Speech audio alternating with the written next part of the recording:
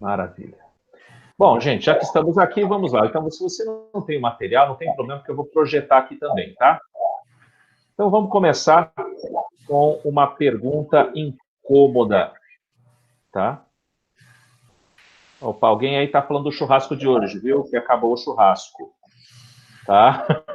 Alguém está falando do churrasco aí. Muito bem, gente. Eu gosto de começar falando um pouco sobre esse personagem que você está vendo aí. Todo mundo tá conseguindo enxergar aí a tela que eu coloquei? Dá um sim para mim no chat, só Sim. para você ver certo. Foi no chat ali para mim. Isso, beleza.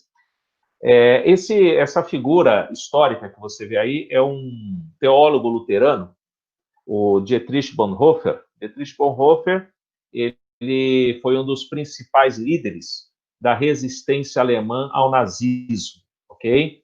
A resistência alemã ao nazismo, embora muita gente não conheça, ela foi muito forte dentro da Alemanha, sobretudo comandada pela Igreja Cristã de Confissão Luterana, que não aceitou fazer parte do Estado, né, que foi formado a partir de 33 com o Estado nazista. Parte da igreja foi controlada pelo Partido Nazista, mas uma outra parte, uma parte significativa da igreja, passou a atuar nos subterrâneos da Alemanha, e um dos líderes dessa igreja era esse sujeito que você está vendo aí, o pastor Dietrich Bonhoeffer. Poderia fazer uma piada infame dizendo que ele era um pastor alemão bom pra caramba, né? Mas melhor não trabalhar em cima disso, né? O pastor Dietrich Bonhoeffer, ele foi também líder daquela conspiração para matar Hitler. Não sei se vocês se lembram de um filme chamado Operação Valkyria, que fez sucesso alguns anos atrás, com Tom Cruise. Ele era um dos idealizadores, né, no final da guerra, desse plano para acabar com a guerra, e a maneira que eles encontraram seria justamente eliminar o Adolf Hitler, né, matar o Adolf Hitler. E ele acabou sendo preso, e foi barbaramente torturado pelas forças nazistas e acabou sendo executado ainda em Berlim, mas 3 dias antes da liberação de Berlim pelos aliados. Né? 3 dias depois da morte dele, os aliados conseguiram entrar em Berlim, mas até ele já tinha sido executado por conta disso. E ele tem vários, ele é um mártir muito conhecido dentro do mundo teológico. Dentre as várias frases conhecidas dele, essa é uma da que mais me incomoda e incomoda muito, e a gente aqui em Campinas, quando pensou a igreja que nós estamos, a gente tem essa frase, e isso tem tudo a ver com o que a gente vai falar hoje, esse pensamento do Stephen Bonhoeffer. A igreja só é igreja quando é para os de fora. A igreja só existe se for para os de fora. Porque se for para os de dentro, a igreja se torna um clube religioso, onde a gente canta a música que a gente quer, a gente ouve o que a gente quer, da maneira como a gente quer, no banco numerado que a gente marcou para a gente todo domingo, e se alguém sentar naquele banco, a gente fica injuriado, chama o diácono para chamar a pessoa, tirá-la de lá, porque ela está no nosso lugar, onde, afinal de contas, eu estou há tantos anos, pagando meu dízimo todo mês direitinho, e vem alguém e senta no meu lugar no banco, né? E essa frase, ela é muito provocativa, mas ao mesmo tempo que ela é muito provocativa, ela também traz a essência da palavra igreja, que a gente estuda, né, a partir deste conceito chamado eclesiologia, um palavrão estranhíssimo, mas que a gente precisa decompor a palavra, né? Se você decompor a palavra, eu costumo brincar com os meus alunos, se você lembrar das suas aulas de grego básico do fundamental, ou de latim elementar do ensino médio, eu espero que vocês tenham tido grego básico, latim elementar, né, no ensino básico, porque isso ajudaria muito a gente, e de fato nós não tivemos. A primeira palavra é a palavra eclesia. Eclesia significa ajuntamento de pessoas, de onde vem a palavra igreja, de onde vem a palavra assembleia, é o termo grego. E dentro da palavra eclesia, você tem o radical, que é o radical eke, que significa para fora. Eclesiologia, então, é o estudo da igreja, da estrutura da igreja, lembrando que a igreja é um ajuntamento de pessoas para fora. Ok? É um ajuntamento de pessoas para fora. Por quê? Porque, veja, essa é a primeira pergunta que eu quero te fazer. O que é igreja? E a resposta, a partir disso, seria essa expressão. A igreja é o povo de Deus em missão. Isto é a igreja. Pensando nessa definição de eclesiologia e pensando de cara, por exemplo, na igreja que surgiu lá no primeiro século com os apóstolos. É o povo de Deus em missão. Daqui a pouco nós vamos ler alguns textos que mostram isso.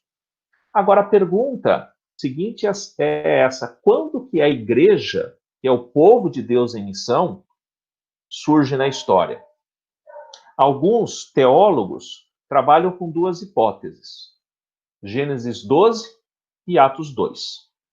Em quais dos dois momentos a igreja, que é o povo de Deus em missão, Gênesis saiu errado ali, era um pouquinho, né? Que coisa feia. Agora que eu vi que eu coloquei o acento no lugar errado, tá? Deixa eu já arrumar aqui para não ficar essa coisa, né, horrorosa. Tá, voltando. Então, você tem aqui, ó, Gênesis 12 ou Atos 2? E aí, gente, o que vocês acham? Quando que a igreja, enquanto povo de Deus em missão, surge na história? Todo mundo conhece o texto de Gênesis 12 e Atos 2? Cri, cri, cri. Silêncio. Então vamos fazer o seguinte. Vamos ler os dois textos e aí você vai me ajudar a responder isso, tá? Atos 2, 42 a 47. Olha só.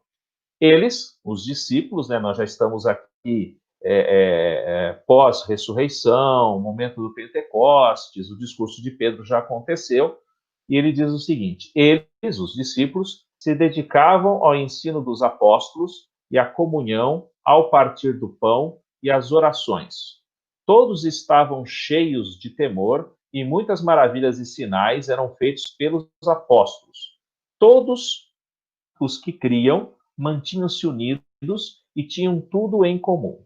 Vendendo as suas propriedades e bens, distribuíam cada um conforme a sua necessidade.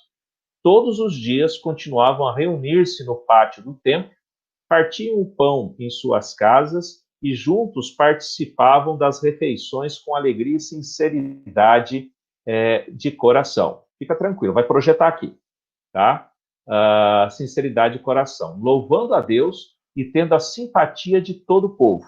E o Senhor lhes acrescentava todos os dias o que iam sendo salvos. Só esse texto aqui já dá para a gente ficar umas 2 horas destrinchando o que tá sendo trabalhado aqui. O que eu gosto muito nesse texto é essa parte final, né? Que me chama muita atenção, né? O primeiro parágrafo aqui falam como que eles viviam, né? Eles se dedicavam ao ensino dos apóstolos. Então é claro que é o ensino dos apóstolos. Qual era o ensino dos apóstolos, pessoal? Qual era o ensino dos apóstolos? Alguém me fala aí? Pode abrir o microfone se não quiser escrever. Não vai falar. Então tá bom. Fala, alguém abriu o microfone aí. Diga. Qual era o ensino dos apóstolos? A mensagem do arrependimento, mas como é que era essa mensagem, Werneck? Qual era o ensino que os apóstolos falavam do arrependimento? Eles diziam o seguinte: Jesus morreu, vocês o mataram. Né? Começa com Pedro dizendo: Deus criou todas as coisas, Deus veio ao mundo na forma de Jesus, mas vocês o mataram. Vocês o mataram, mas ele ressuscitou ao terceiro dia. Então, a mensagem do arrependimento é a mensagem da ressurreição. Esse era o ensino. Segunda coisa, a comunhão e ao partir do pão. Ou seja, fazendo o quê? Fazendo aquilo que Jesus os havia ordenado a fazer, para lembrar sempre a morte dele até que ele venha. Ou seja, os discípulos se dedicavam a constantemente lembrarem da morte de Cristo através da ceia. A Santa Ceia presente. E isso tudo fazia com que eles estivessem cheios de temor, e por conta do temor a Deus, as maravilhas e os sinais eram feitos pelos apóstolos. Eles se mantinham juntos, tinham tudo em comum e todos criam, acreditavam de fato naquilo. E aí a ação direta, de maneira que não houvesse necessitados entre eles, entre aquele pequeno grupo, eles dividiam aquilo que tinham entre si. Ontem, numa das nossas... tivemos ontem aqui na chácara um negócio de liderança muito forte, né? Foi muito legal de ver, uma conferência, e o pessoal perguntou, é possível a igreja viver dessa forma, vendendo suas propriedades e bens? Então, aquele era um momento específico. A gente tem que lembrar que o livro de Atos é um livro histórico, principalmente histórico. E aqui nós estamos vivendo uma cultura ainda tribal e clamítica. E numa cultura tribal e clamítica, o conceito de propriedade é um conceito comunal, não é um conceito de propriedade privada ainda. Por isso que era muito fácil, ou muito comum, vamos dizer assim, essa ação de que todos vivessem em comum. Era do costume da época, né? Todos os dias, e todo esse grupo, todos os dias ia para o templo. O que era o templo naquele momento? O templo, naquele momento, era não apenas um local de encontro religioso, era um local de encontro social. Era o principal ponto onde as pessoas se encontravam, debatiam, conversavam, se relacionavam. O pátio do templo, veja, não era o templo, era no pátio do templo. Eles não estavam dentro do templo, eles estavam fora do templo. E partiam o pão de casa em casa, participavam das refeições com alegria e sinceridade de coração. Isso é uma coisa bem nossa aqui do interior do estado de São Paulo, de Minas Gerais também, né? A gente chega em casa e tem comida direto para todo mundo, é ou não é? Isso é uma característica nossa aí. E aí vem o texto aí vem a parte que me deixa sempre emocionado, louvando a Deus, e atenção na terceira linha, última linha, né? A terceira linha de baixo para cima. Como é que o povo via esse grupo em Jerusalém? Como é que o povo, que não era desse povo, como é que o povo de Jerusalém via esse povo no meio deles? Empatia. Simpatia, né? Simpatia. Pergunta é, o povo vê a igreja brasileira com simpatia hoje? Será que o testemunho que a igreja brasileira, essa igreja evangélica brasileira que nós pertencemos, conta com a simpatia do povo hoje, com as ações e testemunhos que esta igreja brasileira está fazendo? Não toda a igreja, mas parte dela que aparece muito por aí. Isso é uma pergunta que nós temos que fazer diariamente. Mas louvavam a Deus e tinham a simpatia de todo o povo. E aí vem a consequência. Qual é a consequência? Quem que acrescentava os salvos à igreja? Os programas evangelísticos, as cruzadas evangelísticas, né? Os programas para atrair gente nova para a igreja. Não. Quem acrescentava era Deus. E por que acrescentava? Acrescentava porque você tem toda uma ação anterior, um condicional anterior para que isso acontecesse, entendeu? Para que isso ocorresse. Então, o Senhor os acrescentava os que iam sendo salvos. Preste atenção e lembre-se muito bem dessa última linha. O Senhor lhes acrescentava todos os dias os que iam. Iam é um verbo que está numa coisa que a gente odeia, chamado gerúndio. É contínuo. Todo dia alguém era salvo.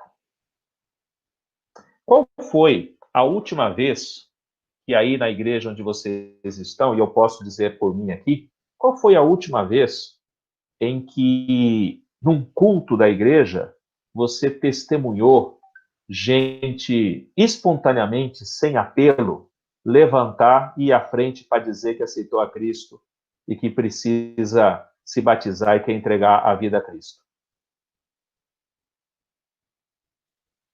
Sem apelo. Interessante, né? A gente precisa fazer apelo hoje. A gente precisa ter uma boa pregação convincente. Muitas vezes apelar para o emocional, para o sujeito, e fala para o cara, se você aceitou Cristo, levanta a mão. A igreja primitiva não fazia apelo. A igreja primitiva dizia, Ele morreu, mas ele ressuscitou no terceiro dia. Ponto. Mais nada. Mas vamos olhar para o texto? Vamos olhar para o texto de Gênesis 12, de 1 a 3. Então, o Senhor, atente aqui a ligação com as duas últimas linhas de Atos 2, 42 e 47, e o Senhor lhes acrescentava todos os dias que iam sendo salvos. Atente para essa linha. Agora vamos para Gênesis 12. Então, o Senhor disse a Abraão, pergunta óbvia, quem disse o que a quem? Né? Quem disse o que a quem? O Senhor disse a Abraão, ok? Saia da sua terra, do meio dos seus parentes, da casa do seu pai, e vá para a terra que eu lhe mostrarei. Olha que coisa maluca. Você vai para uma terra que eu ainda vou te mostrar. Vai indo. Vai indo. Olha o gerúndio. Vai indo. Ok? Vai indo. Farei de você um grande povo e o abençoarei. Quem fará de Abrão um grande povo? Abraão é que vai fazer um grande povo? Não. Quem é que vai fazer um grande povo de Abraão? O Senhor. Tornarei famoso o seu nome. Quem vai tornar famoso o nome de Abraão? O Senhor. E você será uma bênção. Abraão será uma bênção porque o Senhor tornará-lhe famoso e porque o Senhor fará dele um grande povo. Abençoarei os que abençoarem. Amaldiçoarei os que amaldiçoarem.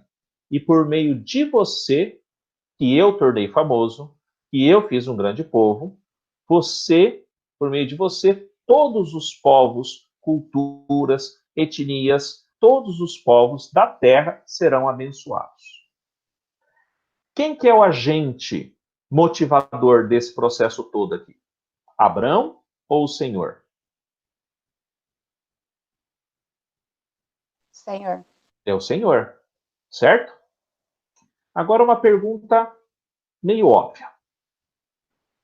Aqui nós estamos em Gênesis 12. O que vem antes de Gênesis 12? Não é pegadinha, tá? O que vem antes de Gênesis 12? Alguém vai pensar assim, ele está fazer piada, dizer que é Gênesis 11. E, de fato, é Gênesis 11. Qual é a história contada em Gênesis 11? Torre de Babel? Torre de Babel. A Torre de Babel. E a história da Torre de Babel, se você voltar, você vai ler no texto, se você tiver com a sua Bíblia em mãos aí, né? E é bom que você esteja, para a gente poder acompanhar, porque não vai dar para projetar tudo quanto é texto que aparecer aqui, tá? Mas se você voltar no Gênesis 11, né? Gênesis capítulo 11, nos versos finais, você vai contar ali a história da Torre de Babel. Gênesis 11 começa dizendo o seguinte, Gênesis 11, 1. E era toda a terra de uma mesma língua e de uma mesma fala. Importante isso, hein? Essa primeira expressão, de uma mesma língua, mesma fala. Aí vai contar que os homens dali na planície do Sinar, no Vale do Sinar, se juntaram, começaram a fazer tijolos, queimaram os tijolos, tijolo por tijolo, betume por cal, etc. Resolveram fazer uma cidade cuja torre alcance os céus. E aí no verso 4 do capítulo 11 de Gênesis diz assim, edifiquemos a nós uma cidade uma torre cujo cume toque os céus. E façamos-nos, nós vamos fazer um nome para que não sejamos espalhados sobre a face da terra. O plano aqui é um plano completamente humano. Quem quer tornar um nome famoso são os próprios seres humanos. E aí vem o Senhor, que frustra os planos humanos e faz seus próprios planos. Verso 5 diz que ele desceu para ver a cidade, né? Fala assim, ele diz, ó, o povo é um só, tem uma mesma língua, começa a fazer, não vão ter restrição, não vão ter limites, e ele fala, desçamos e confundamos ali a sua língua, para que não entenda um a língua do outro. e assim o Senhor os espalhou sobre a face da terra e cessaram de edificar a cidade chamada Babel. Quando você lê a lista das pessoas que estavam construindo Babel, né, as gerações que estão ali e tudo mais, você vai encontrar lá no verso 28, o seguinte: morreu Arã, estando seu pai Terá ainda vivo, na terra do seu nascimento, em Ur dos Caldeus. Tomaram Abrão e Naor, mulheres para si. O nome da mulher de Abrão era Sarai, o nome da mulher de Naor era Milca. Ele vai contar que Sarai era estéril, né? E tomou Terá e Abraão, seu filho Ló, e foram para lá, e vai contar todo o trajeto deles. Quando você lê o texto e faz a localização geográfica, você vai ver que a família de Terá, de onde surgiu Abraão, estava aonde? Estava no Vale de Sinar, construindo a Torre de Babel. Olha que coisa interessante. Abraão e sua família estavam em Babel. E justamente no momento em que termina o projeto Babel, começa o projeto Deus para Abraão. E Abraão fazia parte de uma família de idólatras, se curvava a deuses estranhos. Você pode ver isso em Josué capítulo 24, quando Josué fala sobre isso, que Abraão se curvava a deuses estranhos, mas Deus o chamou. Qual é o mérito de Abraão para ser chamado por Deus? Qual é o mérito de Abraão para ser chamado por Deus, gente? Nenhum. Zero. Não tem mérito nenhum. O chamado do Senhor a Abraão é um ato de pura graça de Deus. Não há mérito nenhum em Abraão de ser chamado por Deus. Deus simplesmente olha para Abraão e o agracia, dizendo: você estava no meio de um monte de gente que estava querendo fazer o nome, mas agora eu vou fazer de você um nome. De você sairá o meu povo. E o meu povo, o povo que eu vou abençoar a partir de você, vai construir a partir daí o povo que vai me adorar. É o povo que vai ter uma grande missão. Volto na pergunta inicial. A igreja, enquanto povo de Deus, ela começa em Gênesis 12 ou ela começa em Atos 2?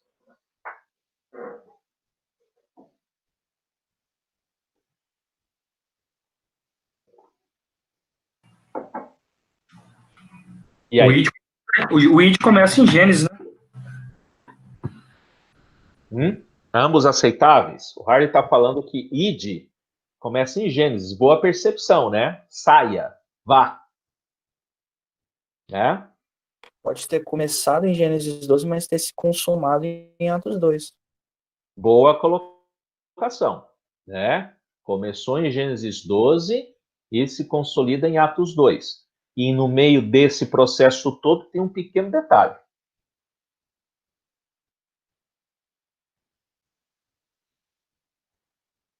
Qual é o pequeno detalhe entre Gênesis e Atos 2 que acontece? Jesus. É só esse detalhe, só tem esse detalhe, Jesus. Deus, se antes Deus, ele precisa falar a alguém, escolher alguém para começar o povo dele e colocá-lo em missão, e no meio desse caminho todo vai dar nhaca. E por que vai dar nhaca? Porque tem um negócio chamado ser humano na história. Então Deus precisa se fazer homem, entrar na história e fazer a consolidação do povo dele. E em Atos 2 nós temos essa consolidação. Ficou claro a linha de raciocínio ou não? Sim. Certo? Maravilha. Deixa eu só ver uma coisinha aqui. E vai, não, isso aqui. Então, o que nós temos aqui? Nós temos o seguinte, veja. A ideia da humanidade, perfeito? A humanidade. O povo de Israel, a partir de Abraão. Israel vai pisar na bola, vai se curvar a outros deuses depois da aliança, vamos ver isso. Esse RI, não é relações internacionais, mas é o remanescente de Israel que sobrou, de onde virá o servo do Senhor, o Messias. É essa progressão que você vai notar desde Gênesis capítulo 12 até os Evangelhos. E aí você vai ter a figura do Messias, dos apóstolos, começando, né, reconstruindo o povo de Deus a partir daí, primeiramente com Israel. Se você pegar Atos, você vai ver que até o capítulo 8, principalmente, a igreja primitiva está entre os judeus, e a partir de Atos 13, você vai encontrar os gentios, a igreja de Antioquia, né? E a partir dali, a gente pode falar, né, da igreja caminhando para a humanidade, para todos os povos, línguas, raças, credos, né, influenciando a humanidade a partir daí. Esse processo progressivo que você nota desde Gênesis 12 até o livro de Atos e até os dias atuais. Você tem lá em Atos capítulo 13, né, eu gosto muito de Atos capítulo 13, de imaginar o seguinte. Em Atos 13, você encontra o seguinte texto, veja só. Vou pegar minha cola aqui. Tá? Em Atos capítulo 13, que é contando sobre a igreja de Antioquia, diz assim: e na igreja que estava em Antioquia, verso 1, Atos 13, 1, na igreja que estava em Antioquia, havia alguns profetas e doutores, ou mestres, a saber, Barnabé e Simeão, chamado Níger. Barnabé já era um judeu meia boca, porque ele era de Chipre, né? Simeão é um gentio de Níger, da África. Lúcio Cirineu, também não judeu, era um mestre gentio. E Manaém é também um judeu, meio judeu, assim, que foi criado com Herodes, pior um pouquinho. E Saulo, que era de Tarso, na realidade um judeu de origem grega, né, mas judeu criado como fariseu. E todos eles serviam ao Senhor, diz o verso 2. Servindo eles ao Senhor e jejuando, disse o Espírito Santo: separai-me, apartai-me a Barnabé e a Saulo para a obra que os tenho chamado. Então, jejuando e orando, e pondo sobre ele as mãos, os despediram. E eles foram embora. Eu gosto de pensar que a história, né, a história dessa progressão que eu mostrei, dos gentios, Atos 13 seria mais ou menos ali os gentios. Porque começou aí, né, quando eles saem da igreja de Antioquia, vão ganhar o Império Romano. O Império Romano, eles vão por todos os limites, vão chegar até a Espanha. Alguém vai atravessar o Canal da Mancha, vai chegar na Inglaterra. O Evangelho chega na Inglaterra e depois de muito tempo ele atravessa o Atlântico, chega na América do Norte.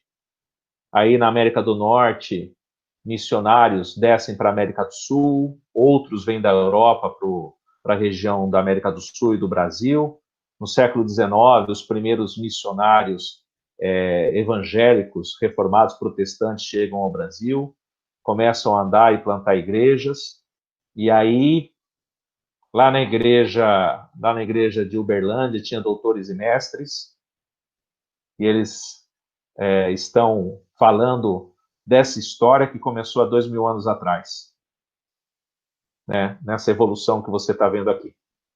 Começou ali. Essa é a igreja primitiva. Só queria saber e entender como essa igreja, como essa dinâmica de igreja, para não perder a sua essência, tá? É isso que a gente vai continuar falando aqui um pouquinho mais. Eu quero explorar um pouco mais isso antes de a gente entrar. Deixa eu só mudar aqui a nossa projeção aqui rapidamente, porque aí eu vou pegar o material que eu mandei para o Harley, para a gente seguir a ordem aqui, tá? Parar a apresentação aqui e colocar outra apresentação agora, que é o material que você recebeu, tá bom?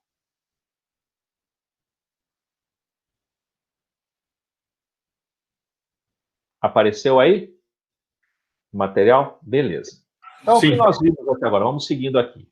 O que a igreja, quando nasce, já lemos Gênesis 12, já falei Gênesis 11, e agora eu convido vocês a gente falar, a entender um pouco sobre o povo de Israel, tá? um povo chamado a viver missionariamente. Para isso, vamos só pegar um texto aqui, tá? E a partir os demais depois você pode consultar por causa do nosso tempo também um tanto quanto escasso aqui, tá? Vamos pegar Êxodo 9:16, tá? Êxodo 9:16, tá? Achando aqui. Geralmente com Bíblia papel eu sou mais ágil do que com Bíblia online. Muito bem. Êxodo 9:16 diz assim, ó.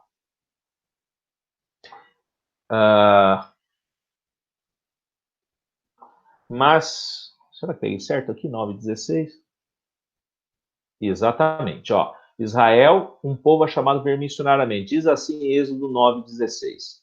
Mas, deveras para isto eu te mantive. Aqui o povo de Israel já está saindo do Egito, né? Por que Deus manteve o povo? Mas deveras para isto te mantive, para mostrar o meu poder em ti e para que o meu nome seja anunciado em toda a terra. Continuando a ideia lá, né,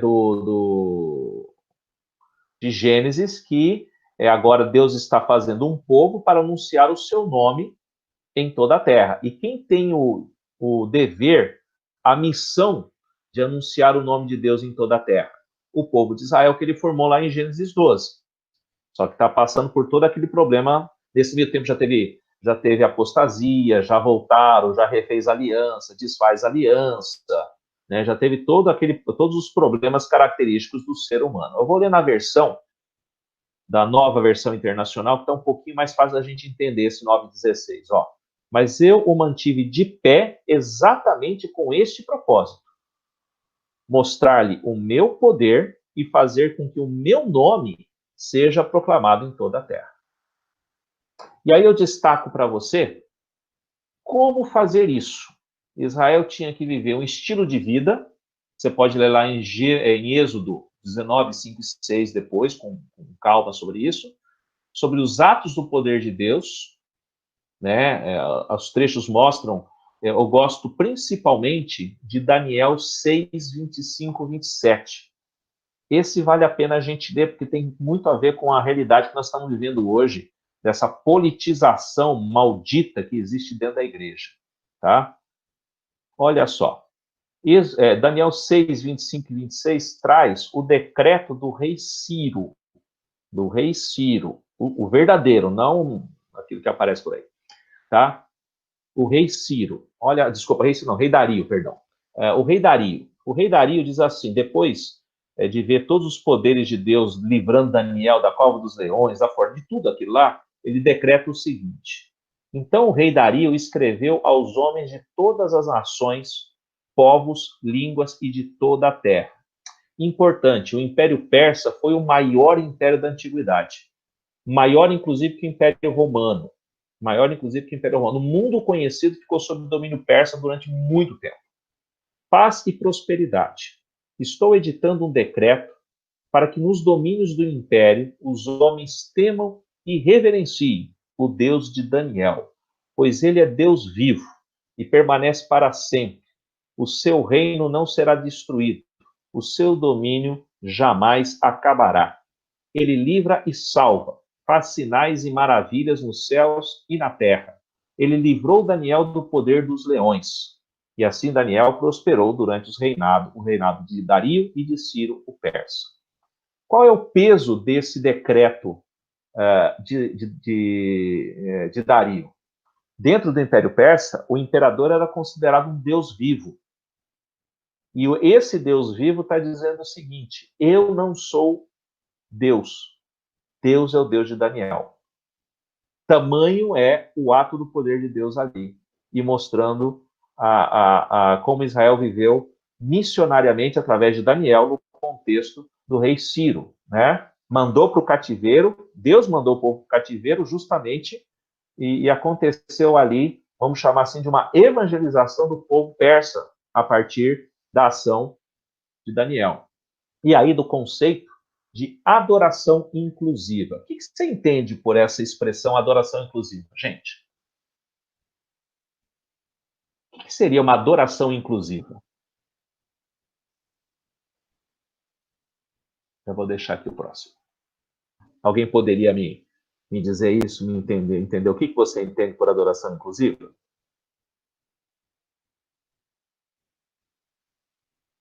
Primeiro, inclusiva significa o quê?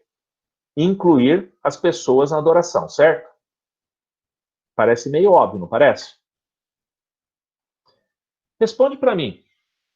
Eu gostaria que você respondesse mesmo. Pode colocar no chat, tá? É importante aqui a sua interação. Se você é um não crente e você é convidado a assistir, a participar do culto de uma igreja e você resolve ir. Veja, você é um não crente, você já não está acostumado a ir numa igreja, nunca foi. Você tem um amigo seu lá na faculdade que é muito jóia com você, e vocês se tornam amigos, etc. Ele convida sempre você para ir à igreja, mas um dia, você resolve ir. E você vai na reunião. Você vai ao culto. Qual é o momento em que você, não crente, se arrepende profundamente de ter ido ao culto?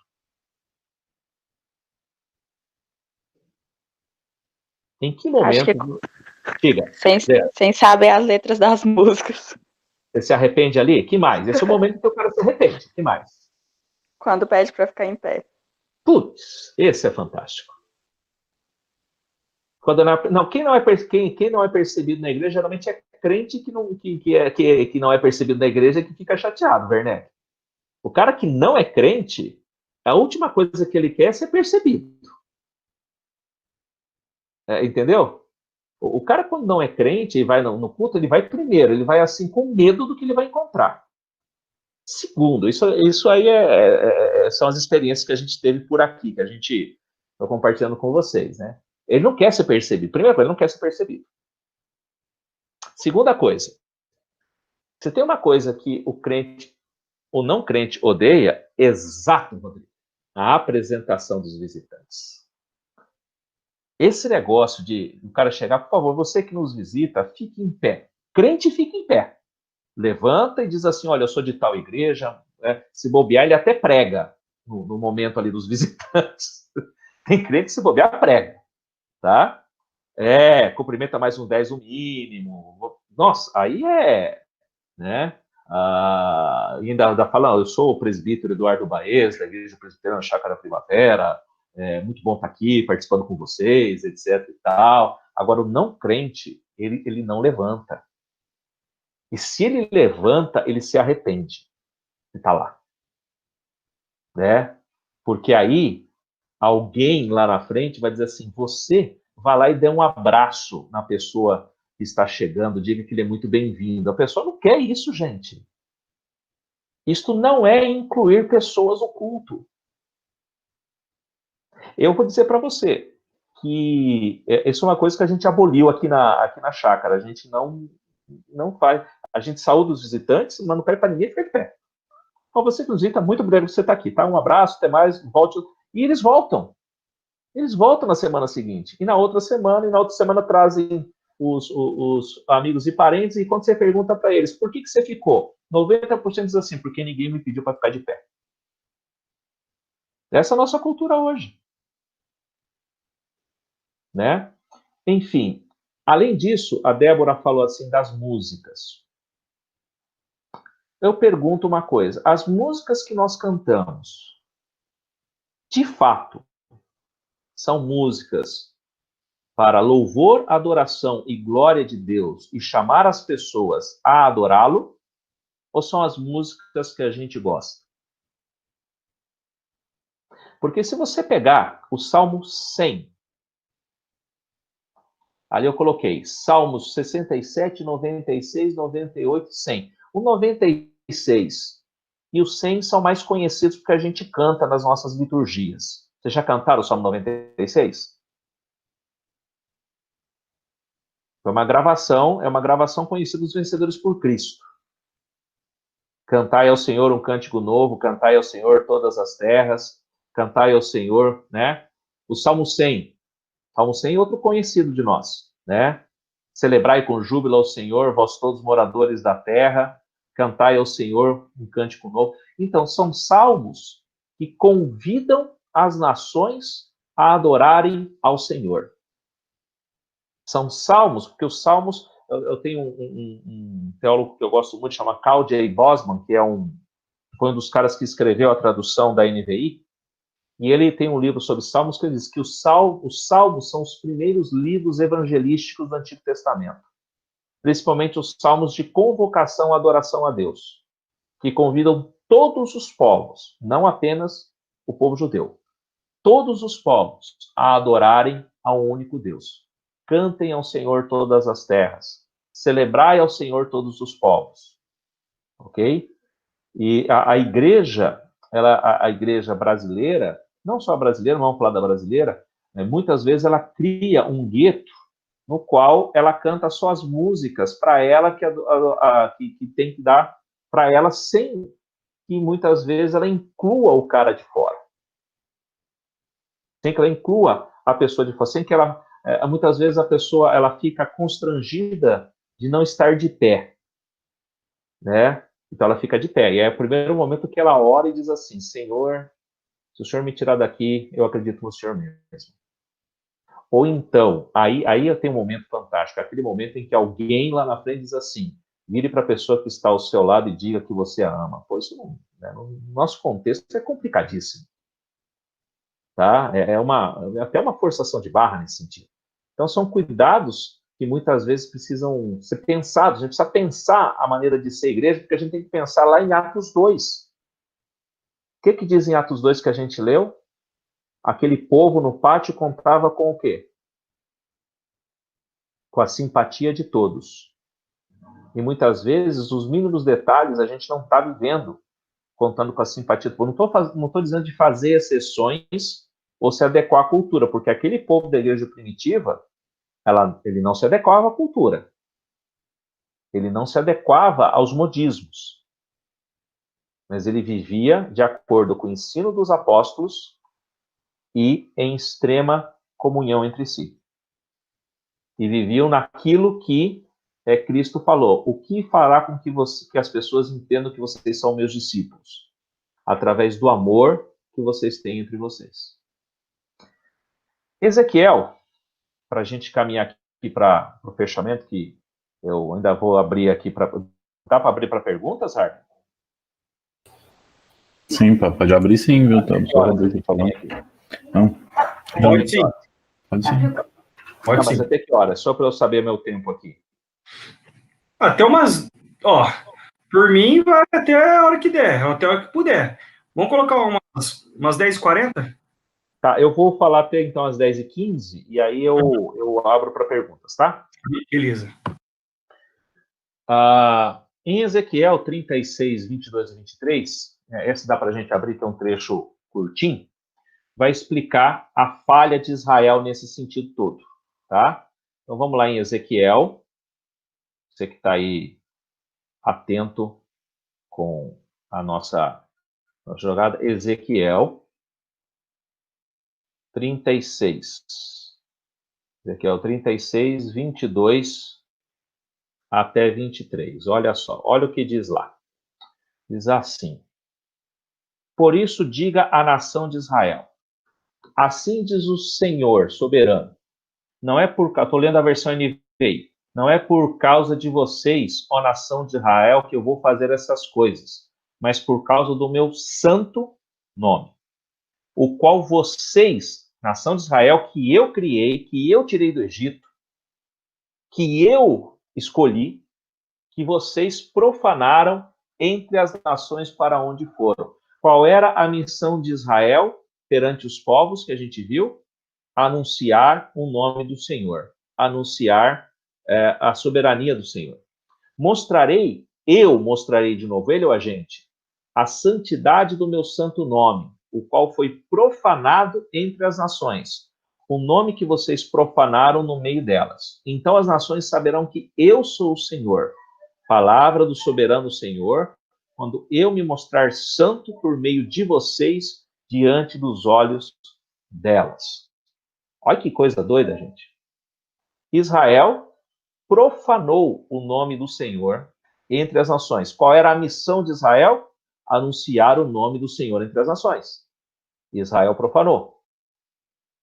E Deus está dizendo o seguinte: vocês profanaram, mas da mesma maneira que eu criei vocês, eu vou santificar o meu nome, porque eu não negocio a minha glória com ninguém. Então, eu coloco ali para vocês 5 pontos que mostram como Israel falhou. Afastou-se de Deus, na presença de ídolos. E você tem a história dos reis que mostra isso. A corrupção tomou conta da nação de Israel. A desigualdade econômica e social prevaleceu. Pastores, aqueles que deviam tomar conta do rebanho de Deus, eram falsos. E aqueles que deveriam anunciar as verdades de Deus se tornaram profissionais mentirosos. Você pode ler tudo isso no livro dos Reis e das Crônicas. Não lembra um pouco uma nação que a gente conhece?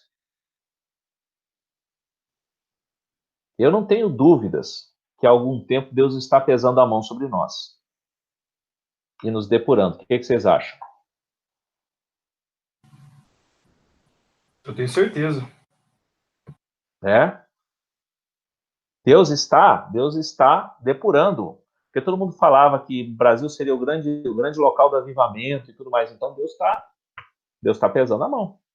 Mas, na fala de Deus do Senhor em Ezequiel, ele fala 2 coisas. Vocês profanaram o meu nome, mas eu, de novo, volta em Gênesis 12, mas eu vou fazer o meu nome santo novamente. A partir das ações, eu vou manter vocês, mesmo tendo me profanado.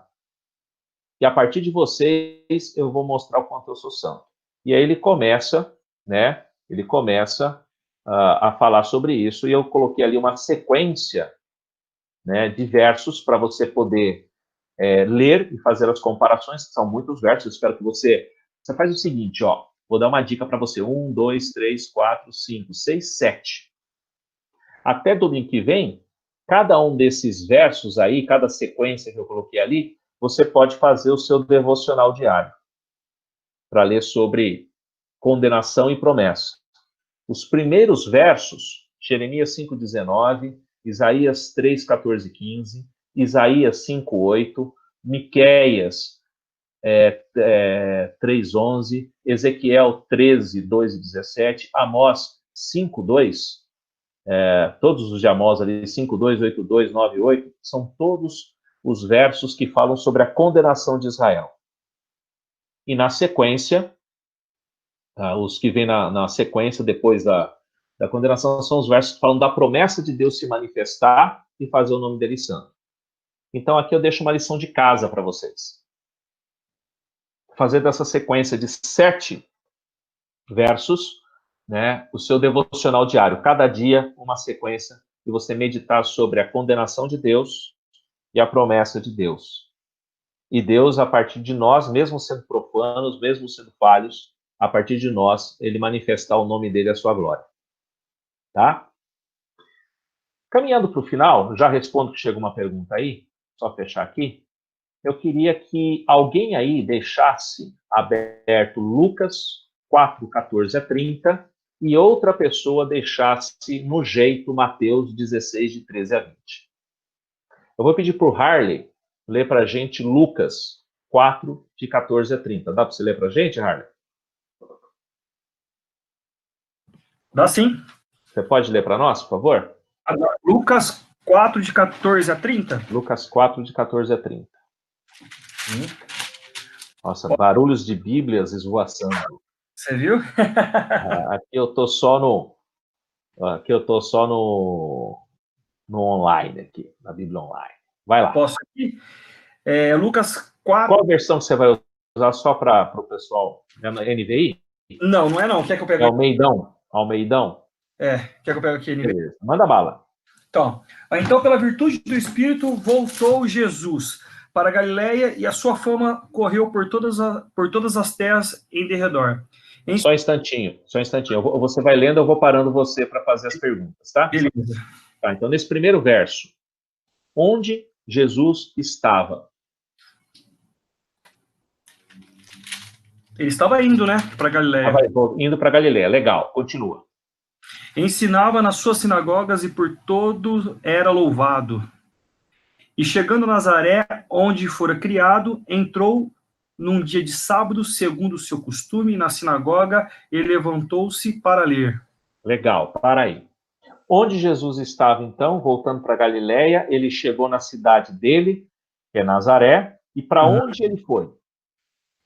Em Nazaré. Ele foi para a sinagoga. O que era a sinagoga? Um lugar de reunião. Um lugar de reunião dos judeus, né? Exatamente.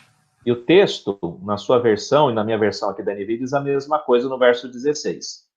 Ele diz assim: chegando a Nazaré, onde fora criado, entrou num dia de sábado, dia santo para eles, segundo o seu costume. Ou seja, ele estava fazendo alguma coisa estranha?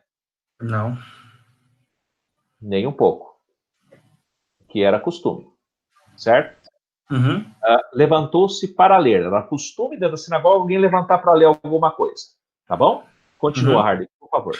E foi-lhe dado o livro do profeta Isaías. E quando abriu o livro, achou o lugar em que estava escrito: O Espírito do Senhor é sobre mim, pois quem me ungiu para evangelizar os pobres, enviou-me a curar os quebrantados do coração.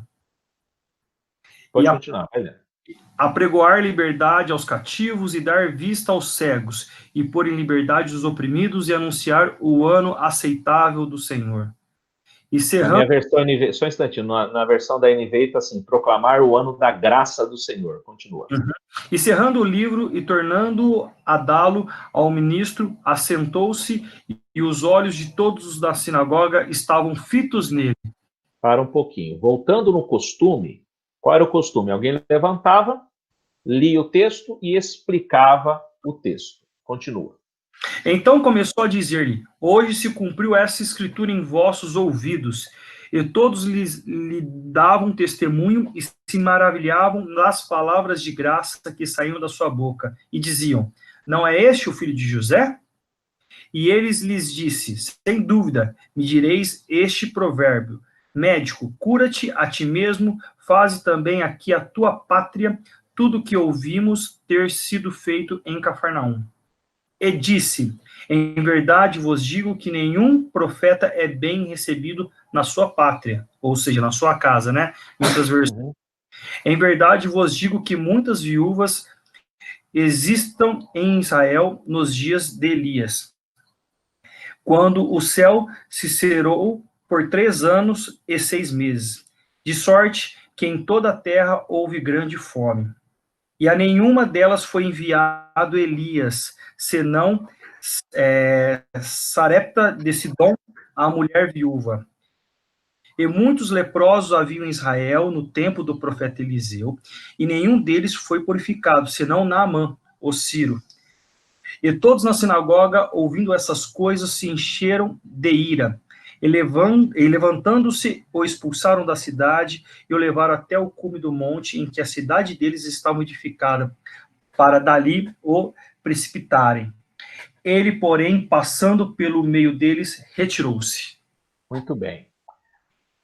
Qual é o grande ponto aqui? Por que essas pessoas ficaram tão loucas da vida com Jesus? Eu coloco ali uma chave interessante.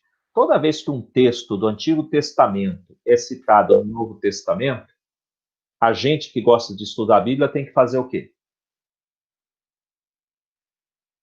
Tem que ir no texto original, tá? Então, esse texto que ele leu está lá em Isaías 61, 1 a 2. Eu vou ler para vocês esse texto. Veja só, você mantém Lucas 4, 14, 30 aí, na leitura de Jesus, e eu vou ler o texto de Isaías 61, 1 a 2, para a gente comparar o que ele leu e aquilo que está no texto original. Veja só.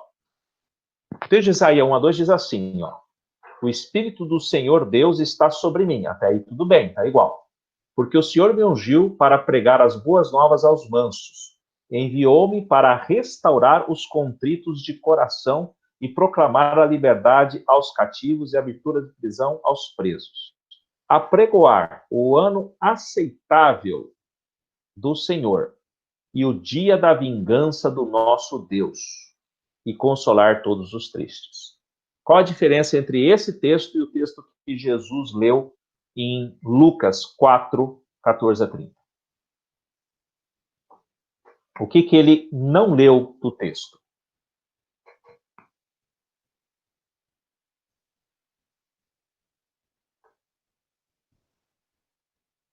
Sobre a vingança? Exatamente, sobre a vingança. Né? Na NVI está escrito a ira do Senhor. Porque qual é o contexto que os judeus estão quando da vinda de Cristo no nosso meio? Eles esperam uma reforma política, né? Eles esperavam uma reforma política, eles esperavam uma libertação política em relação ao domínio romano. Então, eles queriam a vingança. No entanto, Jesus, que é o Deus encarnado que entrou na história, só que eles não sabem disso, ou não querem aceitar. Ele vai a uma sinagoga, lê o texto de Isaías e ele propositadamente ele omite o texto da vingança. Por quê?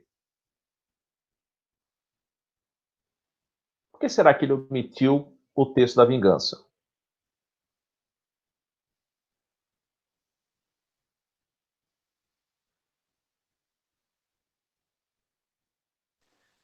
Acho que porque a graça seria estendida a todos, né? E não só aqueles que estavam Gênesis, esperando.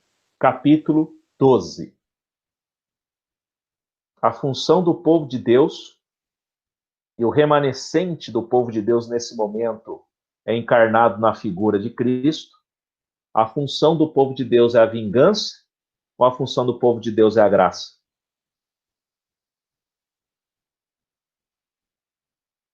A função do povo de Deus é a graça. E a última palavra de Deus é a graça, nesse contexto. Quando Deus chama Abraão, o chama graciosamente. E o chama para ser bênção e graça entre os povos. Jesus, naquele momento, ele está encarnando o Deus que entra na história e anunciando que o ano da graça do Senhor chegou.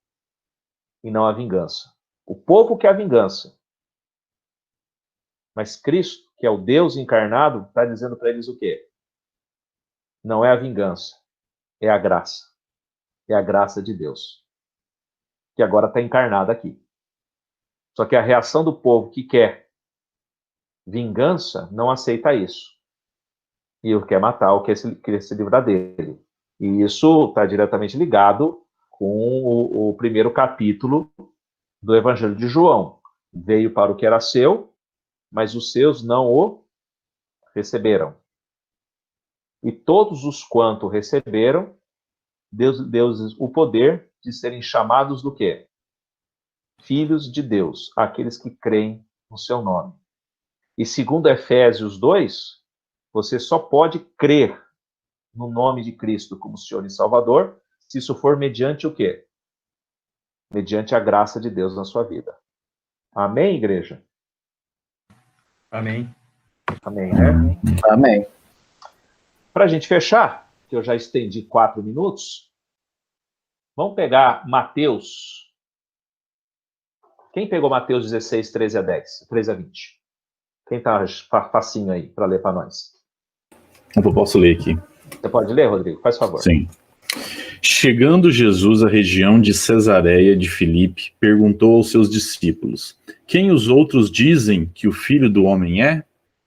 Eles responderam: alguns dizem que é João Batista, outros Elias, e ainda outros Jeremias ou um dos profetas. Para um E instante, vocês? Rodrigo. Para um pouquinho. Qual a primeira pergunta que Jesus faz aos discípulos nesse texto? Quem os outros dizem que o Filho do Homem é? Quem os outros dizem. Não está perguntando para quem? Os discípulos. Para os discípulos. Os outros. Qual a resposta que lhes são dadas? João Batista, Elias, Jeremias, profetas. Joia. Qual é a segunda pergunta que ele faz aos discípulos? E vocês? Aí Quem vem, vocês dizem que eu então, sou? primeiro ele pergunta Dos outros. dos outros, agora perguntando de vocês. Continua. Quem vocês dizem que eu sou? Simão Pedro respondeu: Tu és o Cristo, o Filho do Deus vivo. Respondeu Jesus: Feliz é você, Simão, filho de Jonas, porque isso não lhe foi revelado por carne ou sangue, mas por meu Pai que estás nos céus. E eu lhes digo que você é Pedro, e sobre esta pedra edificarei a minha igreja, e as portas do Hades não poderão vencê-la. Eu lhe darei as chaves do reino dos céus. O que você ligar na terra terá sido ligado nos céus, e o que você desligar na terra terá sido desligado nos céus. Então advertiu a seus discípulos que não contassem a ninguém que ele era o Cristo. Então, muito bem. Qual foi a resposta de Pedro? Tu és o Cristo, filho do Deus vivo. Tá, e aí a pergunta que eu coloco é a seguinte: a quem Jesus atribuiu o mérito dessa resposta correta? A Pedro ou a Deus? A Deus. A Deus. De novo, Deus é o agente. E o que Jesus anuncia a partir dessa revelação? Que sobre Pedro ele edificaria Cuidado a igreja. aí.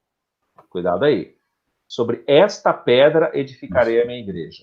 Esta pedra é quem? É Pedro ou a afirmação de Isso, Pedro? é isso, é verdade, sobre a afirmação, exatamente, sobre a afirmação. Sobre a afirmação de Pedro. Qual é a afirmação? A pedra é a afirmação de Pedro, e não Pedro.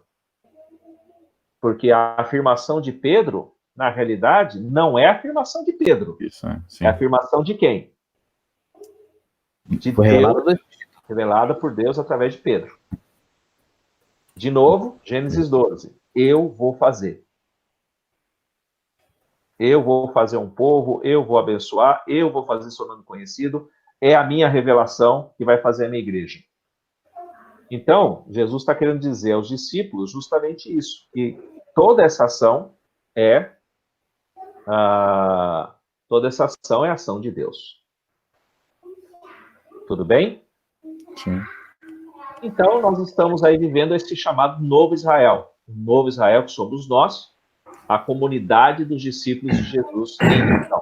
Eu coloco ali os 3 pontos, né? Como bom presbiteriano que sou, 3 pontos, vocês sabem disso. Todo presbiteriano, ele conclui em 3 pontos. Se ele não conclui em 3 pontos, é porque ele não entendeu o texto. Sempre 3 pontos, tá? É uma piada que a gente faz entre os pastores aqui. 3 pontos. Somos escolhidos pela graça, tá ali os textos para você ler depois, com calma. Comissionados para frutos e enviados ao mundo por Deus. Eu entraria aqui em Mateus 28, na grande comissão, mas nosso tempo está esgotado. E depois a gente poderia até falar um pouco mais sobre isso em outro momento. Tá? Respondendo aí, o que é a igreja? É o povo de Deus em missão. A nossa razão é anunciar as grandezas de Deus e convidar a adoração para que se rendam à sua mensagem. E aí vem a pergunta para a gente debater nesses tempos. Qual é o nosso grande perigo, sabendo de tudo isso? E aqui nós fechamos. Perguntas. Deixa eu só responder aqui o Rodrigo. Na sua visão, quais as principais características que a igreja de hoje deve se espelhar na igreja primitiva e quais os benefícios que temos hoje que podemos usar melhor? Ufa! Bom, eu acho que o primeiro ponto, esse momento da Covid-19 está dando uma chacoalhada em como ser igreja em todo mundo, né? Mas eu acho que um ponto da igreja primitiva que a gente precisa resgatar cada vez mais, tem sido feito isso há alguns anos, mas tem que ser muito forte, a gente tem que engajar para isso, é a chamada igreja nos lares, a igreja nos pequenos grupos, né? A igreja nos pequenos grupos, um conceito da reforma muito forte, que não é da igreja primitiva, na igreja primitiva também tinha, o sacerdócio universal dos crentes, lembrar que cada um de nós é um sacerdote, já comissionado, e esses benefícios que podemos usar hoje melhor é essa ideia da nossa comunhão e buscando viver, de fato, em coerência e em amor com aquilo que a gente fala, né? Dando um exemplo, eu como professor, filósofo, jornalista, eu vejo muito cristão, muito belicoso em redes sociais, brigando por tudo. Nós não fomos chamados para brigar. Nós não precisamos brigar. Fomos chamados para manifestar graça, como a gente acabou de ver. Pastor Armando Bispo falou uma coisa ontem muito forte. né, que o amor que a gente propaga tanto é um amor seletivo, né, dentro das nossas igrejas. É o amor daqueles que nos agrada. Mas, por exemplo, as nossas igrejas não estão preparadas para receber o muito diferente dentro da nossa estrutura. A gente não está preparado para amar. A ministra Damares, dado todos os seus limites todos, eu tenho muitas reservas, enfim, na figura da ministra, com todo respeito a ela, mas ela falou uma coisa muito séria, que me impactou muito, naquele grande evento que teve, acho que no começo do ano, em vários, esqueci o nome do evento aí que teve, grande que teve aí, foi um monte de banda gospel, outras igrejas, como é que é o nome? Descende. Descende, ela falou uma coisa, né? Se cada família cristã, que se diz cristã, no contexto brasileiro, resolvesse adotar uma criança nos orfanatos, a gente sobraria a família para adotar o número de órfãos que existe nesse país. E o que nós somos? Nós somos adotados, né? Todos nós somos adotados por Cristo. É uma pancada isso daí. Ser igreja é viver dessa maneira. Essa que é a pancada. Gente, perguntas. Eduardo, no contexto histórico, qual que foi... Deixa eu abrir aqui, mostrar minha lata aqui, né? Bom que a filha está aqui para deixar mais bonito. No contexto histórico, qual que foi o período que a igreja ela perdeu o foco? Foi realmente quando o Constantino colocou o império junto com a religião, na sua visão? Ou foi no decorrer desse movimento? E que, na sua visão, qual que é o período mais importante no movimento protestante na história da igreja? Bom, existe muita controvérsia sobre o momento do Constantino, né? Mas eu acho que o grande problema não foi o Constantino, não. Porque o que o Constantino fez? O Constantino, ele legalizou o cristianismo. Ele não tornou ele oficial. Né? O Edito de Milão, de 313, legaliza o cristianismo, não o oficializa. A oficialização do cristianismo vai vir só em 380, com outro imperador, um cara chamado Teodósio. E com Teodósio, além de 380, que é o Edito de Niceia, você vai ter o Edito de Tessalônica, em 394, que esse sim é o edito que transforma a igreja num órgão oficial do Estado romano, fazendo com que as demais religiões dentro do Império Romano se tornem clandestinas e transforme a igreja num instrumento de perseguição às religiões não cristãs. E aí vem uma ironia muito, muito macabra da história da igreja, que é a seguinte: a igreja primitiva, né? Estamos falando do século I. Do século I até o século IV, a igreja ela é clandestina e ela é perseguida pelo Império Romano. No século IV, ela passa por uma revolução. Ela primeiro é legalizada. Ok, legalizada não é uma coisa que seja oficial, ela é mais uma religião dentro do Império Romano. Em 380, ela se torna a religião oficial do Império Romano. O que significa dizer que ela é oficial? Significa dizer que para você ter os direitos de cidadania romana, você tinha que ser cristão. Mesmo que por decreto. Tinha que se declarar cristão. E aí, em 394, a igreja se torna um órgão oficial do Império Romano, com poder de polícia e fiscalização de outras religiões. Acho que aí que foi o grande problema. Então não foi com Constantino. Inclusive, Constantino, em 325, ele participa do primeiro grande concílio da igreja, que é o concílio de Niceia. E no concílio de Niceia, ele assina um documento perante a igreja, onde ele abre mão do título de Augusto. O que era o título de Augusto? O título de Augusto era o título do imperador romano, que transformava o imperador num deus vivo. E no concílio de Niceia, ele dá uma declaração em que ele diz que ele não é Deus e que só existe um único Deus, que é o Deus dos cristãos, e ele reconhece Jesus Cristo como Deus. Esse documento é muito conhecido. Esse documento é utilizado por todas as denominações e por todos os segmentos cristãos até hoje como a principal profissão de fé do cristianismo. Dentro do cristianismo ortodoxo, do cristianismo católico e mesmo do cristianismo evangélico, é conhecido como credo nicênico apostólico. Creio em Deus Pai Todo-Poderoso, Criador dos céus e da terra, em Jesus Cristo, seu único Filho, que foi concebido pelo Espírito Santo, nasceu da Virgem Maria, padeceu sob o poder de Pôncio Pilatos, foi crucificado, morto e sepultado, desceu à mansão dos mortos, ressuscitou ao terceiro dia, subiu aos céus, de onde há de vir a julgar os vivos e os mortos. E ele vai dizer que ele é Deus de Deus, ele é homem de homem, ele é luz de luz, ele é gerado, não criado, o único Deus de uma única essência. Um longo documento, resumindo, é o Credo Nicênico Apostólico, que é o documento que Constantino entregou para a igreja no Concílio de Nicéia, tá? Então, o grande problema não foi sobre Constantino, foi com Teodósio, foi a questão política com Teodósio. Houve uma reação muito forte da igreja, de setores da igreja cristã naquele momento, em que grupos cristãos se recusaram a fazer parte disso e foram para o deserto. E aí surgiram os chamados pais do deserto, que ficaram fora da cidade, vivendo uma vida de contemplação, uma vida de espiritualidade, e surgiram os mosteiros, São Bento, aí uma longa história na Idade Média. Então, esse momento, ele foi um momento muito conturbado mesmo, né? Sobretudo aí no final do século IV, início do século V, mas já não é com Constantino. A gente malha muito Constantino nisso, mas quem detonou todo o processo foi o sucessor dele, foi o Teodósio. Já na questão da reforma, que você tinha perguntado da reforma, eu perdi. Harley, pergunta de novo. Não, qual que, na sua opinião como historiador, qual que é o ponto alto aí do movimento protestante?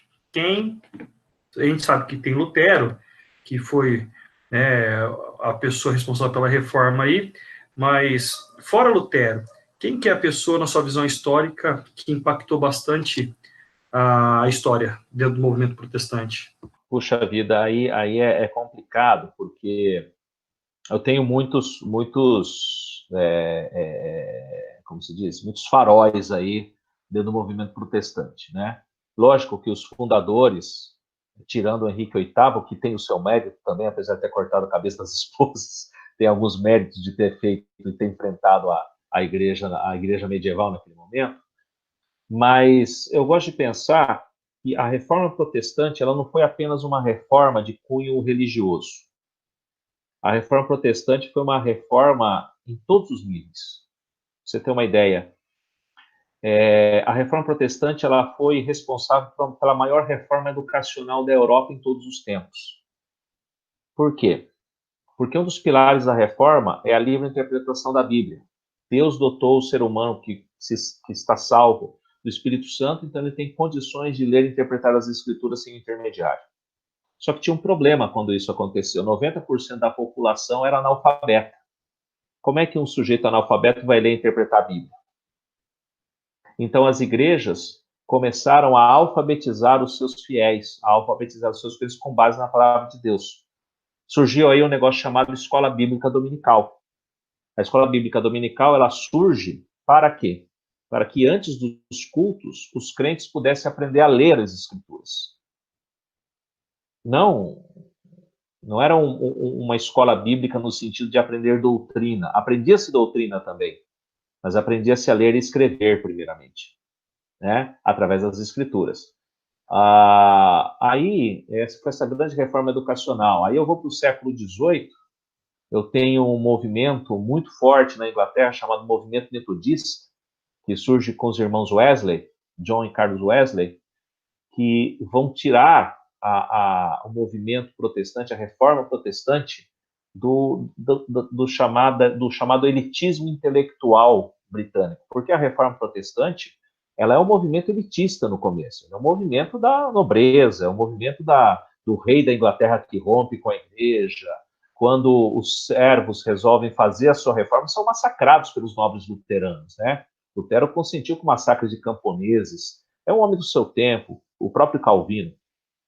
E aí você tem John e Carlos Wesley, com o movimento metodista, no contexto da Revolução Industrial, e começa a dizer que, enquanto a Inglaterra tratar os seus operários como trata, sem as leis, ela não pode dizer que é uma nação cristã, tem que haver justiça social. Junto com o metodismo, ainda dentro do anglicanismo histórico, você tem a figura de um cara chamado William Wilberforce, que juntamente com um pastor anglicano chamado William Wilberforce, um deputado do parlamento cristão, muito piedoso, que juntamente com um pastor de uma igrejinha do centro de Londres, chamado John Newton, eles iniciam a sua cruzada contra a escravidão, da mesma maneira que os irmãos Wellesley diziam que é necessário ter leis trabalhistas mais justas para garantir a vida dos operários ingleses. John Newton e William Wilberforce vão dizer que enquanto a Inglaterra sustentar o trabalho escravo e mantiver a escravidão, ela não pode dizer que é uma nação cristã. E John Newton, nisso tudo, vai escrever talvez o hino mais conhecido da Igreja Evangélica Mundial, que é Amazing Grace, que acho que vocês devem conhecer. Amazing Grace, para quem não sabe, é um hino abolicionista. John Newton era mercador de escravos, e numa tempestade, o navio dele quase afunda, ele ora e entrega a vida a Deus para que ele se livrasse daquele pesadelo todo, se torna pastor e se torna ativista contra a escravidão, juntamente com William Wilberforce. E eles vão aprovar as primeiras leis anti-escravidão, e as primeiras leis de reformas sociais. Então, eu acho que esse momento do século XVIII, século XIX, nos Estados Unidos, você tem a figura de pastores itinerantes que viajam e são anônimos, completamente anônimos, e vão falar contra a escravidão também, contra a exclusão social durante muito tempo. Jonathan Edwards é talvez o grande nome nos Estados Unidos desse grande movimento evangelístico e social, vai por aí afora, Então, assim, é difícil eu falar o momento. Acho que esse momento do século XVIII e XIX é muito forte na ação. E hoje nós estamos vivendo esse outro momento, Hoje a igreja brasileira, ela vive uma dicotomia. De um lado, você tem gente muito séria proclamando o evangelho, proclamando a transformação da sociedade. Veja, não é discurso ideológico, é a transformação social que fala da instalação do reino de Deus na Terra. E essa é a nossa missão. Isso não tem nada a ver com ideologia. Não existe cristão de direita nem cristão de esquerda, existe cristão. Ponto.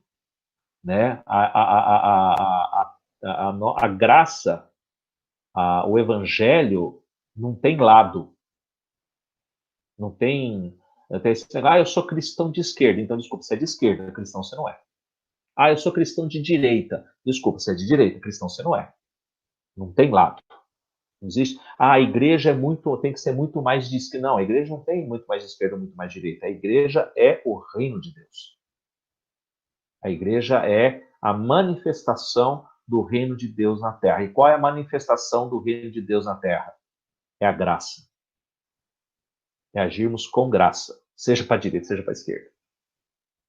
Me alonguei demais, gente. Eu falo muito. Você não pode dar microfone para professor, presbítero, pastor e advogado. A gente fica falando. E jornalista, então, nem se fala. Ô, Werneck, você tá coçando aí, né, Werneck? Tô sim. Diga lá, Werneck. Eu fiquei perturbado com a... A ideia era essa. Com a pergunta, a última pergunta, Não, mas eu fiquei perturbado, na verdade, a aula inteira.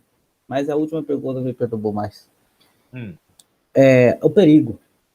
A mensagem era a mensagem da ressurreição, da igreja primitiva. Mensagem da ressurreição. E a questão... Isso é um perigo. Me parece que perder a mensagem é um perigo. Perder a missão, Exato. Mas também parece que a questão da simpatia é importante, porque com desculpa da mensagem, com a desculpa de manter a mensagem, me parece que a gente topa ser contra tudo e contra todos. E aí a simpatia se vai. E onde está o equilíbrio? Não sei se a pergunta é o equilíbrio. como ser simpático nas nossas... Eu acho que como ser simpático está no texto que a gente leu lá, como que eles viviam. É muito interessante porque as pessoas leem aquele texto e falam assim, então vamos fazer isso, vamos partir o pão de casa em casa, vamos ficar no ensino dos apóstolos, vamos dividir os nossos bens, vamos... Calma, eu disse o seguinte, o livro de Atos é um livro histórico. O próprio nome diz, Atos dos Apóstolos. Começa a ler o livro de Atos, Lucas está dizendo, o excelentíssimo Teófilo, a fim de que você fosse completado com as ideias e com os assuntos que você foi instruído, escrevi esta segunda parte para saber o que aconteceu depois que Jesus ressuscitou. Então, claramente, é um relato histórico. E a gente tem que entender o seguinte, eu sempre aprendi muito em teologia, nos cursos todos que eu fiz, e sempre ouvi muito falar o seguinte, texto fora de contexto vira pretexto. E todo pretexto dá espaço para heresia. Né? Texto fora de contexto vira pretexto. Então, o pretexto muitas vezes é pegar o texto de Atos e dizer assim, não, nós temos que viver desse jeito. Não, eles estavam vivendo daquele jeito, naquela cultura que eles estavam inseridos. Então, qual que é a nossa missão como igreja no século XXI? A primeira coisa que a gente tem que fazer, que eu sempre falo, é fazer uma exegese cultural. A gente precisa entender a cultura em que a gente está inserido. E veja, entender a cultura em que a gente está inserido não significa dar espaço para a cultura que a gente está inserido. Significa entender a cultura que a gente está inserido. Entender é diferente de ser misturar, vamos dizer assim. Romanos 12 diz o que para a gente em relação à cultura? Não se conformar. Não se conforme com a cultura. Né? Você vai lá em Atos 17. Atos 17, Paulo está em Atenas. Vocês têm ideia de quão duro é para um judeu ortodoxo, fariseu, andar por Atenas? Com aquele monte de Deus pendurado para tudo quanto é lado? Com o politeísmo presente, claro e escancarado? Aí o texto de Atos 17 diz que ele vai para a sinagoga, começa a ensinar na sinagoga, e da sinagoga ele vai para a praça do mercado. E como é que ele começa a falar na praça do mercado? Ele começa confrontando os gregos? Não. Ele acha que é desconhecido? Não, isso não é Areópago, Ah, é verdade. Mas na praça do mercado, ele começa a dizer assim, gregos, tenho visto que vocês são muito religiosos. E a partir daí ele começa a falar. Aí alguém ouve e diz assim, olha, isso que você está falando é interessante. Você não quer dar um pulinho lá no Areópago e explicar isso para a gente, que é o pessoal mais elevado? Eu falo, vou. Aí ele vai para lá, aí ele vai falar do Deus desconhecido. Entendeu? Então, o que Paulo faz em Atenas? Ele faz uma análise da cultura, ele faz uma exegese da cultura e vai encontrar os pontos de diálogo dessa cultura com o Evangelho. Qual é o ponto de diálogo de Paulo em Atos 17 com a cultura? É o Deus desconhecido. Então, qual que é a nossa missão como igreja na universidade, por exemplo, aí na UFA, aqui na Unicamp? Qual é a cultura? Achar o ponto de diálogo, me parece. Qual é o ponto de diálogo que eu tenho aqui? Não o ponto de confronto, porque o ponto de confronto é fácil. Né? Aqui o Marcelinho, que esteve com vocês aqui, o Marcelinho ele fazia parte de um grupo que ainda se reúne na Unicamp, chamado Comunidade do Estudante Universitário. Não sei se ele chegou a falar isso para vocês. Não. Marcelinho foi membro da nossa igreja aqui, da Chácara, agora está em São Paulo, que a esposa dele está fazendo residência em São Paulo, eles mudaram para lá. Antes dele fazer parte da nossa comunidade aqui, da nossa igreja, ele fazia parte de uma outra comunidade chamada Comunidade do Estudante Universitário, que é uma igreja para universitários. Igreja mesmo. Tá? É uma igreja mesmo. E eles encontraram pontos de diálogos. Por um tempo, conseguiram encontrar pontos de diálogos. Hoje nem tanto, mas conseguiram. Então, o que eles fizeram? Qual que é o grande momento da vida universitária todo ano? Grande momento marcante, a chegada dos calouros. Né? Então, eles se reuniram, tentaram levantar todos os cristãos presentes, o máximo de cristãos presentes na universidade, das mais variadas igrejas, e escreveram um manual do bicho. E esse manual do bicho é entregue todo dia de matrícula aqui na Unicamp, as matrículas da Unicamp, por cristãos das mais variadas denominações, explicando como é que é a vida universitária, onde ele tem que ir, o que ele tem que fazer, etc e tal, tudo isso está nesse manual do bicho. E é entregue e espalhado entre os universitários que estão chegando aqui. Porque o cara que está chegando, ele é absolutamente suscetível a todo tipo de coisa. Mais do que o cara que já está na universidade, né? Principalmente aquele novinho. Aí eles entregam. Dentro desse manual, você vai ter a lista das repúblicas. Dentro da lista das repúblicas, tem a lista das repúblicas cristãs, que vão receber 2 ou 3 estudantes de fora, de graça, por 1 ou 2 semanas. Eles vão estar inseridos num contexto cristão, entendeu? Dentro dessa lista, também tem lista de casas de famílias das mais variadas igrejas da região de Barão Geraldo, que se dispõem a hospedar um estudante que está chegando em Campinas nas primeiras 2 semanas, até ele poder se ambientar na cidade. Casas de famílias do entorno da universidade. É a igreja em missão, que cai na simpatia do povo. Entendeu? Sabe, se movimentar em relação a isso. Esse mesmo grupo, eu estou falando isso porque a gente faz parceria com eles, né? Ah, a Chácara não faz isso? Faz, em parceria. A gente suporta tudo isso também, né? A gente tem famílias aí no meio. Essa mesma comunidade estudante universitária, quando começou a quarentena, o bandejão fechou. E teve muito estudante que não conseguiu voltar para casa ainda.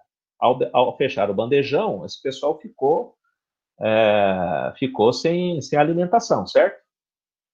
E aí, qual que é o grande problema? Fala assim, o bandejão custa R$2, R$3, R$3 o bandejão. É baratinho para nós. Tem muito estudante carente que R$3 por dia para bandejar, meu amigo, é grana. É muito dinheiro. E se aumentar o bandejão, o cara não consegue comer. O que essa comunidade fez? Ela se juntou a vários outros, pediu ajuda a todas as comunidades cristãs de Barão Geraldo, e no espaço deles, onde eles fazem as reuniões, eles, durante as 2 primeiras semanas, até que todos os estudantes pudessem voltar para casa, eles serviram café da manhã e almoço, né, para quem precisasse, se pudesse pagar e se não pudesse pagar. Você não pode pagar, não tem problema, vem e se alimenta aqui. Conseguiu doação, conseguiu tudo. Se movimentou, a igreja se movimentou, e a partir deles, os estudantes carentes puderam ser alimentados. E óbvio que ele vai chegar, vai ouvir uma palavra, alguma coisa vai impactar. Muito joia, né, Andressa? É a igreja em movimento. É a graça. E você faz isso por quê? Graça. Tá? É buscar o ponto de diálogo. Obrigado. Excelente. Pessoal, alguma pergunta a mais? Andressa, Débora, Couto, gostaria de fazer uma pergunta para a gente encerrar? Sim, não. Enquanto elas vão pensando aí, Eduardo, ontem assistindo o Ricardo Agreste lá na conferência, ele falou algo muito interessante que me impactou, né? A igreja, ele não falou com essas palavras, mas eu já, trazendo para a nossa discussão, a igreja primitiva, antigamente, o foco era Jesus, né? Uhum. Não era apresentar pessoas, né? Você pega aí, vamos falar, uma das pessoas do início da igreja, Policarpo, o foco dele era Jesus, não era negar Jesus, era não negar Jesus, né? Exatamente. E hoje, no meio dessas lives que a gente tem vivido, o foco são pessoas, né? Uhum. Aqui tem sido o quê? O foco aqui tem sido o pregador tal, o cantor tal, o fulano tal. Então, a igreja, nesse universo, eu tenho visto, só um minutinho. A igreja, nesse universo de individualismo, que nós estamos vivendo agora um momento de individualismo, né? Cada um na sua casa, família, perde essa característica de... Tem muitos lugares, não estou generalizando agora, mas tem uma tendência a ficar mais individualista, né? É mais o que dizer, onde as pessoas, onde é vendido pessoas, né? A imagem de pessoas, o status de pessoas, é o cantor, é o pregador, Cristo não tem mais aparecido nesses momentos. Eu achei que ficou muito impactante o que ele falou ontem sobre essa mensagem. Foi exatamente isso, né? As pessoas estão atrás de pessoas, Uhum. né? Estão atrás de Cristo. Mais alguma pergunta? Quando vai ser a próxima aula minha? Quando vocês me chamarem. A gente marca. Fica fácil, agora a gente descobriu, né? O cara vai dar aula aqui na EBD, tem que pegar um avião. Não, agora é facinho, agora todo mundo já está ambientado, né? Isso vai mudar muito, vai mudar o jeito de ser igreja, vai mudar o jeito de ser escola. Né? É o efeito colateral bom do coronavírus. Tem efeito colateral bom, sim. Eu acho que é necessário a gente repensar, tá bom? Escatologicamente é um aquecimento, né? Eu acho que é um aquecimento. Eu sou milenista, né? Então aí eu acho que nós já estamos nos últimos tempos, não é que eles virão ainda. Não, eu também acredito, mas na ideia de perseguição, né? De tribulações aumentando cada vez mais. Sim, sim. Não sou milenista, mas num movimento de aumento de tribulação, a questão da diáspora, né? A questão das pessoas se distanciando e mesmo tendo um lado espiritual, envolvimento, né, engajamento, eu acho que realmente a gente está numa nova fase da igreja. Certo. Eu só queria deixar aqui com vocês, vou compartilhar para a gente terminar. Eu citei aqui o John Newton, né? Deixa eu só fazer um negócio aqui. E eu queria deixar com vocês um clipe, né, dessa música, a tradução que o nosso ministério aqui de música fez para essa canção. Espera um pouquinho, aqui está aparecendo, aparece a propaganda aqui, não é para aparecer. Não sei se vai... Tá? Opa, fecha aqui. Tá? Só para a gente fechar. E aí depois eu me despeço de vocês, tá? Só para inspirar um pouco a gente. Fechado. Eu não sei se vai sair bem a coisa, porque dá uns crepe aqui, mas depois vocês procuram. Apareceu aí para vocês no YouTube? Sim, apareceu. Então, vamos lá. Estava saindo som? Não, som não. Tá, peraí.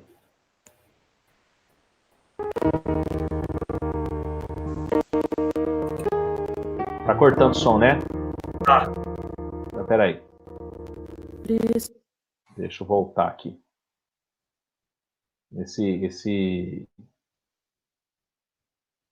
Este negócio aqui, não, essa aba não dá muito certo. Espera só um instante. Vou apresentar a tela. Vamos ver se melhora. Vocês me falam se o som melhora, tá?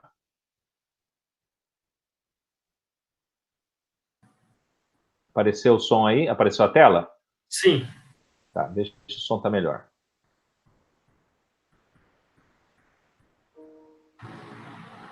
Tá melhor o som? Não tá saindo som agora.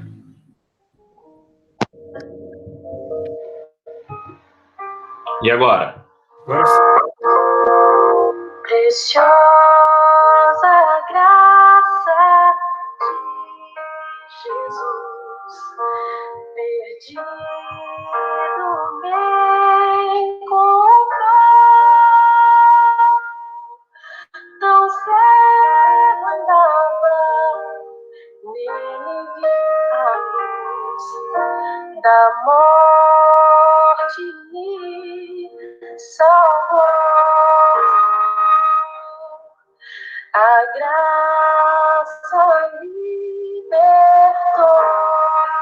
assim, o meu temor levou.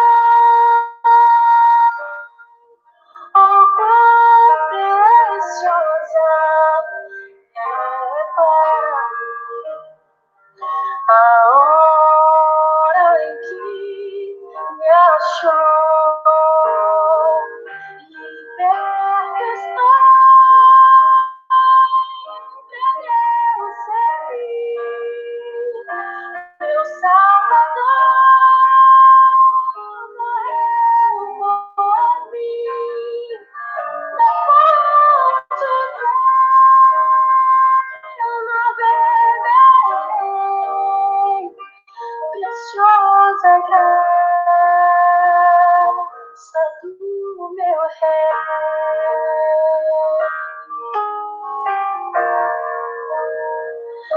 preciosa graça.